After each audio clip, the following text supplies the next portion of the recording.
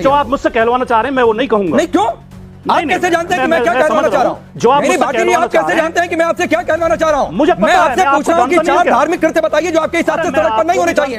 भैया भाटी जी आप वही बोल दीजिए, आप बोल दीजिए आप हिंदू नहीं है। मैं हिंदू हूँ, बहुत शानदार हिंदू हूँ, हिंदू होने का गर्व है। मैं उदार हिंदू हूँ। नादिया इलाही का जवाब देने के लिए हिंदू के रूप में मनीष शुक्ला चाहिए। आप सुन हुल्लड़ डिबेट में आपका स्वागत है। उत्तर प्रदेश के मुख्यमंत्री योगी आदित्यनाथ ने सड़कों पर नमाज पढ़ने और हनुमान चालीसा के पाठ पर रोक लगाने का सख्त निर्देश जारी किया है। उनका स्पष्ट मानना है कि नियम का शासन, रूल ऑफ लॉ सर्वोपरि है और सार्वजनिक आवागमन में किसी भी तरह की बाधा स्वीकार नहीं होगी। खासतौर पर मेरठ और संभल जैसे संवेदनशील क्षेत्रों में अलविदा जुमे की नमाज को लेकर प्रशासन ने पूरी तैयारी की है, लेकिन सड़कों और छतों पर नमाज पढ़ने पर पाबंदी लगाई गई है। इसके साथ ही लाउड स्पीकर के इस्तेमाल पर भी नियंत्रण रखा जा रहा है। इसी मुद्दे पर सपा प्रवक्ता राजकुमार भाटी ने गोदी एंकर की जमकर धुलाई कर डाली। अंत तक देखिए यह शानदार डिबेट। आपके सांसद ने कहा है कि मजहबी अधिकार छीना जा रहा है, तो सर मुझे यह बताइए कि सड़क पर नमाज से रोक, छत पर नमाज से रोक, मस्जिद में ही नमाज पढ़िए, इससे मजहबी अधिकार छीन कैसे रहा है?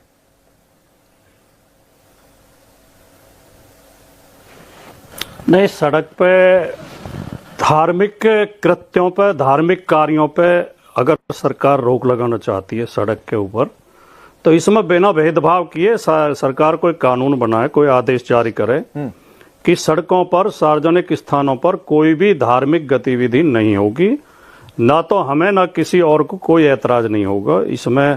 और मैं तो व्यक्तिगत तौर पर इस बात का समर्थक हूं कि सड़कों पर, सार्वजनिक जो स्थान हैं उन पर इस तरह की गतिविधियां नहीं होनी चाहिए। कई बार लोग शादी ब्याह के कार्यक्रम में भी, कई बार धार्मिक जुलूसों की वजह से लोगों को परेशानी होती है, जगह जगह जाम लगते हैं, कोई आपत्ति नहीं। लेकिन सवाल ये नहीं है राकेश पांडे जी, मामला इतना आसान नहीं है, इतना सरल नहीं है जितना कह के आप पेश करने की कोशिश कर रहे हैं। सच्चाई ये है कि उत्तर प्रदेश में पिछड़ों के साथ नौकरियों में बेईमानी की जा रही है, दलित सांसदों के घर पर हमले किए जा रहे हैं और मुसलमानों को तरह तरह से धमकाया जा रहा है, परेशान किया जा रहा है। उत्तर प्रदेश में जो भारतीय जनता पार्टी का असली चेहरा है, जो असली चरित्र है, वो सबके सामने आ गया है कि ये अल्पसंख्यकों के, दलितों के, पिछड़ों के विरोधी हैं, उनसे नफरत करते हैं, उनके प्रति इनकी दुर्भावना रहती है। अब जैसा आपने मुझसे पूछा कि सड़कों पर नमाज, मैंने कहा कि बिल्कुल रोक लगनी चाहिए।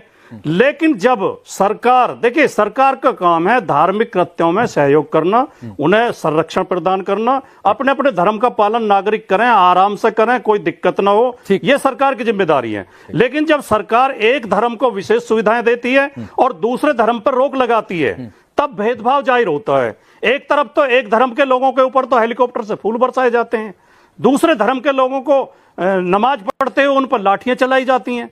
तो ये देश के लिए अच्छा नहीं है। कहां नमाज पढ़ने वालों पर लाठियां चली हैं सर? लगातार ये प्रयास किए जा रहे हैं। कहां नमाज पढ़ने वालों पर लाठियां चली हैं? नहीं, वो पूरे देश ने देखा था कि मैं बता रहा हूं वो वीडियो पूरे देश ने देखा था कि नमाज पढ़ते हुए आदमी को एक पुलिस का दरोगा लात मार रहा। अरे दिल्ली में था, उसको वो गलत था, सबने विरोध किया था, वो बिल्कुल सही नहीं है, वो बिल्कुल सही नहीं है। भाटी जी कोई उसको नहीं कह रहा है, लेकिन आप कह देंगे कि नमाज पढ़ने वालों पर लाठियां चलाई जा रही हैं। एक पुलिस वाले ने कुछ गलत कर दिया, उसको आपने जनरलाइज कर दिया सर। सुनिए, अब मैं आ रहा हूं, मैं आपने बोला ना सर इतनी देर, आपने कहा ना। नहीं, और बताता हूं। हाँ नहीं, पूछो, आप मुझसे पूछो। हाँ, मैं दूसरा उदाहरण देता हूं, उत्तर प्रदेश का उदाहरण देता हूं। हाँ, मैं जहां से आता हूं, दादरी कस्बा है नोएडा में। दादरी कस्बे में हम हर ईद को ईदगाह पे जाते हैं, वहां पे प्रशासन व्यवस्था करता था, पुलिस, नगर पालिका और स्थानीय प्रशासन वहां टेंट लगाता था, कुर्सी मेज लगाता था और वहां व्यवस्था करता था। और लोग जब नमाजी ज्यादा हो जाते हैं तो रास्ते तक भी लाइन लग जाती थी। अब कई बार से हम देख रहे हैं कि वो पुलिस खड़े होकर धमकाती है, उन्हें दौड़ाती है, उन्हें नमाज नहीं पढ़ने देती। नहीं, ये कौन सी जिद है भाटी जी? सर आपने कहा ना सभी धार्मिक कृत्यों पर रोक लग जाए सड़क पर, तो सर मुझे आप बताइए कौन कौन से धार्मिक कृत्यों पर आप चाहते हैं सड़क पर रोक लग जाए? आप बताइए जरा। ये भी मुझे बताना पड़ेगा। बता दीजिए सर, बता दीजिए ना। सभी, देखिए सरकार को सभी धर्मों के लिए समान नीति बनानी चाहिए। जैसे 4-5 उदाहरण दीजिए, 4-5 उदाहरण दीजिए। सरकार को सभी धर्मों के, हाँ मैं बताता हूं, सरकार को जाति धर्म के आधार पर भेदभाव न करके सभी नागरिकों के लिए समान नीति बनानी चाहिए। सरकार को ऐसा नियम बनाना चाहिए कि कोई भी धार्मिक कृत्य नहीं होगा। नहीं, ये कहना कि नमाज नहीं होगी, यानी बाकी काम होंगे नहीं, कौन कौन से चार पंप, चलिए चार गिनाइए। जो आप मुझसे कहलवाना चाह रहे हैं मैं वो नहीं कहूंगा। नहीं, क्यों?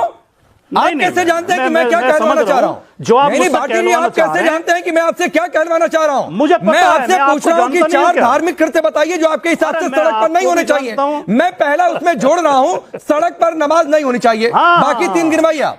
ये बहुत अच्छा, जब मैं ये कह रहा हूं ये बात समझ में नहीं आ रही आपकी? मैं तो बताइए ना सर, कौन से धार्मिक कृत्य आपके हिसाब से सड़क पर नहीं होनी चाहिए? कार्यों पे कांवड़ यात्रा, चलिए मैं बोल देता हूं, आप नहीं बोलना चाह रहे हैं। आपके हिसाब से कांवड़ यात्रा सड़कों पर ना निकले? अरे राकेश जी, ये तो शुरुआत आपने करी नहीं। नहीं, मैंने कहा कि शुरुआत की। आप कह रहे हैं सभी धर्मों के लिए एक समान नियम, तो मैं आपसे पूछ रहा हूं सर, या तो चार पांच गिनवा दीजिए अलग अलग धर्मों के, और नहीं गिनवा रहे तो मैं सवाल पूछ रहा हूं, सड़क पर नमाज नहीं होनी चाहिए, तो क्या आप चाहते हैं कि कांवड़ यात्रा सड़क पर ना निकले? राकेश पांडे जी 10 सेकंड, मुझे एक 10 सेकंड और दे दें आप कृपया। आपने एक वाक्य बोला, अपने विश्लेषण में आपने एक वाक्य बोला, खुद को मुसलमानों का ठेकेदार समझने वाले मौलवी ये कहते हैं। ये या तो आपकी अज्ञानता का प्रतीक है या आपकी नफरत का प्रतीक है। खुद को मुसलमानों का ठेकेदार समझने वाले मौलवी, ये क्या शब्द वाक्य हुआ? मौलवी तो धर्मगुरु होता है मुसलमानों का। हम कहने लगे कि खुद को हिंदुओं का ठेकेदार समझने वाले पुजारी। मैं ये भी बता देता हूं, हाँ यस, तो ये अच्छा लगा। अगर कोई हिंदुओं को भड़काए तो मैं उसके लिए भी कहता हूं कि हिंदुओं का ठेकेदार ना समझे कोई पुजारी या कोई हिंदू धर्मगुरु जो हिंदुओं को भड़काए। और ये जनरलाइज मत करिए भाटी जी, ये शब्द उन लोगों के लिए है जो मुसलमानों को भड़काते हैं, जिनको लगता है कि मस्जिद में नमाज हो गई तो मजहबी अधिकार छिन गया, तो भाई वो अपने आप को ठेकेदार ना समझे। वो सभी धर्मों के धर्मगुरुओं पर लागू होता है। आप जनरलाइज करके एक जगह रख दीजिए तो मुझे समझ में आता है। मनीष जी ठीक है सर, बहुत सर वो आपके हिसाब से होगा। राकेश जी, हर हर महादेव, जय श्री राम। मुझे लगता है कि योगी जी की मैं आभारी हूँ, और देश के सभी मुसलमानों को योगी जी की आभारी होना चाहिए, क्योंकि उन्होंने सही इस्लाम समझाने की कोशिश की है। हमारे अल कुरान के सूरे अन-निसा के आयत 43 में जाइएगा, जिसमें साफ लफ्जों में लिखा हुआ है कि इबादत हमेशा पाक और पवित्र जगह पर होती है, और सड़क पाक और पवित्र नहीं होता है। सड़क पर लोग चप्पल पहन करके चलते हैं, तो चप्पल पहनी हुई जगह पर या सड़क पर नमाज कभी भी जायज हो ही नहीं सकती है। दूसरी चीज मैं कहना चाहती हूँ कि हमारे इस्लाम में कोई धर्मगुरु नहीं होता है, क्योंकि अभी नमाजवादी पार्टी के प्रवक्ता कह रहे थे हमारे लिए अल कुरान है, इसके अलावा कोई धर्मगुरु का की कोई जगह नहीं है। प्रॉफेट मोहम्मद है, अल्लाह सुभान है, हमें किसी धर्मगुरु की कोई जगह और कोई इंटरफेरेंस नहीं चाहिए। तीसरी बात मैं कहना चाहती हूँ कि अखिलेश यादव की सरकार में 815 दंगे हुए थे, तब तो आप रोड पर नमाज पढ़ने देते थे, तब तो आप कांवड़ यात्रा पर लाठियां मारते थे, तब तो आप शोभा यात्रा पर लाठियां मारते थे, लेकिन नमाजवादी पार्टी बन करके आप नमाजियों को पूरी छूट देते थे, तब फिर 815 दंगे कैसे हो गए? देखिए, अल कुरान के हिसाब से, हदीसों के हिसाब से, सुन्नते रसूल के हिसाब से और हमारी अलहामी किताब के हिसाब से रोड पर नमाज जायज है ही नहीं। अब लो, बिल्कुल नहीं है। अब ये नहीं रुक जाइए, अब ये तो नई बहस आपने छेड़ दी।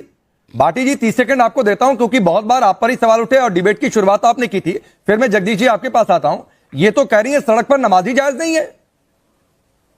कौन है ये? फाजिला है, मुफ्ती है, कौन है ये? अरे आप भी कौन है? मैं यही सवाल वो पलट करने की जरूरत नहीं है, क्योंकि ये तो मैं तो कुरान की आयत नंबर बता रही हूं। इस्लाम के बागियों को बुला लो, जाली मुसलमान हो। तुम तो रमजान में नमाज के वक्त में तुम स्टूडियो पे बैठे हुए हो, स्टूडियो में तुम बैठे हुए हो, तुम कैमरे के सामने बैठे हुए हो, तुम तो इस्लाम की कौन है? ये इस्लाम की कौन है? नमाज पढ़ो, रमजान है, माह रमजान में टोपी लगा। एक मिनट, आवाज सबकी डाउन करिए, आवाज सबकी डाउन करिए, आवाज सबकी डाउन करिए। आप लोग नेशनल टेलीविजन पर हैं, अपनी बात थोड़ा संयमित शब्दों में रखिए। ये बात सबके लिए, नाजिया आपके लिए भी और जरी साहब आपके लिए भी। ऐसे तुम तड़ाक पर मत आया करिए भाई, आप लोग नहीं अच्छा लगता है। लोग क्या परसेप्शन बनाएंगे। और सवाल भाटी जी को मैंने टॉस किया था, तो क्यों बीच में आ गए? भाटी जी बोलिए। देखिए, मैं तो जब आपने कहा था, मैंने तो तब भी सहमति दी थी कि मैं तो इस बात से पूरी तरह सहमत हूं व्यक्तिगत तौर पे कि सड़कों पर कोई भी धार्मिक कार्य, किसी भी धर्म का जुलूस हो और ये इस तरह के नहीं होने चाहिए। तो जुलूस घरों में निकलता है, जैसी नीति हो। नहीं सर, जुलूस घरों में निकलता है। हमारी बहन, और आपके हिसाब से नमाज जुलूस है क्या? हमारी बहन नहीं, देखो, जो आपने सवाल पूछा मैं तो उसका जवाब दे रहा हूं। सड़कों पर आपने पूछा था, सड़कों पर मैं कह रहा हूं कोई भी धार्मिक कार्य नहीं होना चाहिए।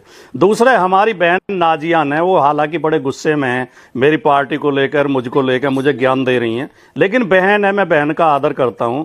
बहन नाजिया ने जब बोलना शुरू किया तो हर हर महादेव और जय श्री राम बोला, तो मुझे बहुत अच्छा लगेगा कि दूसरे बीजेपी के प्रवक्ता हमारे मनीष भाई बैठे हैं, वो भी एक बार अल्लाह अकबर बोल दें, तो इससे धार्मिक भेद सद्भाव बढ़ेगा, आपसी मोहब्बत बढ़ेगी।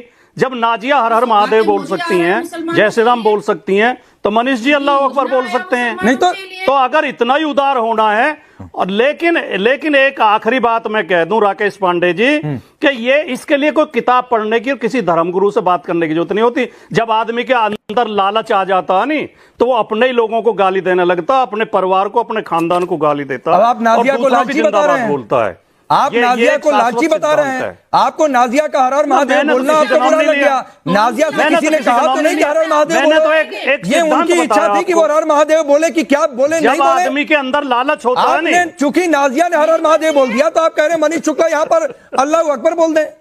इतना नहीं सर, लालच किसका है वो दिख रहा है टेलीविजन स्क्रीन पर। भाटी जी, तो समाजवादी पार्टी के प्रवक्ता पूरी नहीं, मुझे वो अच्छा लगा, नाजिया ने हर हर महादेव बोला, मुझे अच्छा लगा, और मुझे मनीष जब अल्लाह अकबर बोलेंगे वो भी अच्छा लगेगा। मैं भारत में रहती हूँ, मैं संवैधानिक मुसलमान हूँ, मैं हर हर राकेश जी महादेव मुझे की बोलने का समय देंगे। ठीक है, मैं आ रहा हूँ, मैं आ रहा हूँ, रुकिए मनीष जी, आ रहा हूँ, मैं आप ही के पास आ रहा था। अब रुक जाइए आप मनीष जी सुनिए, मनीष जी, अरे रुकिए, चूंकि मनीष जी का भी नाम लिया गया, तो मनीष जी, नाजिया ने हर हर महादेव बोल दिया तो भाटी जी को अच्छा नहीं लगा, इनको लगा कि अरे ये क्या हो गया। फिर वो कह रहे हैं कि आप अल्लाह अकबर बोल दीजिए, फिर वो नाजिया को लालची भी बताने लगे। राकेश पांडे जी, आप गलत कह रहे हैं।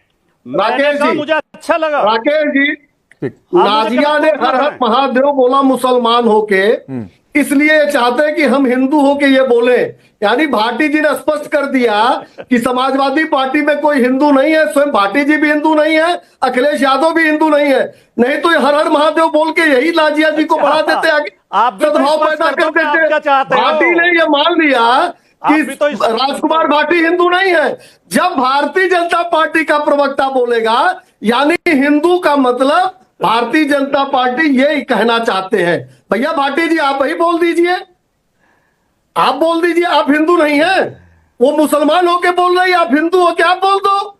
हमारा इंतजार क्यों कर रहे थे, क्या संदेश देना चाहते हो? यानी आप ये संदेश देना चाहते हो तुष्टीकरण। चलिए, एक मनीष जी ने चैलेंज दिया है, भाटी जी बताइए क्या चैलेंज एक्सेप्ट करते हैं, और फिर मैं जगदीश जी आपके पास आता हूं। हाँ, देखिए, अभी मनीष जी कह रहे हैं क्या आप हिंदू नहीं हो? मैं हिंदू हूँ, बहुत शानदार हिंदू हूँ, मुझे अपने हिंदू होने पर गर्व है, मैं उदार हिंदू हूँ, नाजिया इलाही का जवाब देने के लिए हिंदू के रूप में मनीष शुक्ला चाहिए। अब सुन नहीं रहे, आप जवाब नहीं सुन रहे, आप इंतजार कर रहे थे, पूछा लेकिन आप जवाब नहीं सुन रहे, बोल देना चाहिए, जवाब नहीं सुन रहे आप। कि नाजिया जी आपने हर हर महादेव बोला, मैं ये बोल देता हूँ, लेकिन चलिए, अरे एक बार सुन लीजिए मनीष भाई एक बार सुन लीजिए कि वो बोलते हैं कि नहीं, एक बार सुन तो लीजिए भाटी जी का वर्जन भी, एक बार सुन लीजिए, बोलिए भाटी जी। अरे वो बोले ना बोले, हम लोग तो जानते हैं समाजवादी सुन तो लीजिए ना कि बोलते हैं नहीं बोलते हैं, क्या करते हैं, एक बार सुनना पड़ेगा उनको। रुक जाइए, अरे आप नहीं जानते हैं, आप नहीं। दोस्तों, उत्तर प्रदेश प्रशासन ने यह सुनिश्चित करने के लिए कड़े कदम उठाए हैं कि कोई भी धार्मिक गतिविधि सार्वजनिक व्यवस्था को प्रभावित न कर सके। अगर नियमों का उल्लंघन होता है तो दोषियों के खिलाफ FIR दर्ज करने से लेकर पासपोर्ट और लाइसेंस रद्द करने जैसी कार्रवाइयां की चेतावनी दी गई है। योगी सरकार का यह कदम धार्मिक स्वतंत्रता का सम्मान करते हुए कानून व्यवस्था को प्राथमिकता देने की उनकी नीति को दर्शाता है। इस पर आपकी क्या राय है हमें जरूर बताएं। वीडियो पर लाइक कमेंट करना ना भूलें। अगर आप चैनल पर नए हैं तो चैनल को जरूर सब्सक्राइब कर लें। धन्यवाद।